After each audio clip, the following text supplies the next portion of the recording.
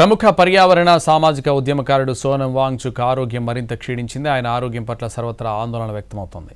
సోనం ఇలాగే దీక్ష కొనసాగిస్తే అవయవాల పనితీరు దెబ్బతినొచ్చని ఆయన ఆరోగ్యాన్ని పర్యవేక్షిస్తున్న డాక్టర్ సతీష్ ఆందోళన వ్యక్తం చేశారు. నీట్ పరీక్షల అవకతవకలపై బాధ్యతగా కేంద్ర మంత్రి ధర్మేంద్ర ప్రధాన్ రాజీనామా చేయాలని డిమాండ్ చేస్తూ నిరాహార దీక్ష చేపట్టారు సోనం వాంగ్.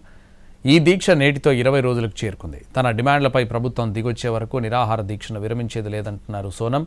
దీక్ష విరమించాలని తనను కోరడానికి బదులు ఈ నెల 20న కాక్రోచ్ జనతా పార్టీ చేపట్టబోయే పార్లమెంట్ మార్చ్లో పెద్ద ఎత్తున పాల్గొనాలని పాఠశాల కళాశాల విద్యార్థులకు వాంగ్చుక్ పిలుపునిచ్చారు.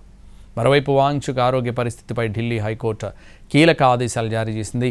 ప్రతి పౌరుడి ప్రాణం ఎంతో విలువైందని, దాన్ని కాపాడడానికి ప్రభుత్వం యంత్రాంగం అన్ని రకాల ప్రయత్నాలు చేస్తున్నారని ధర్మాసనం అధికారులకు ఆదేశించింది.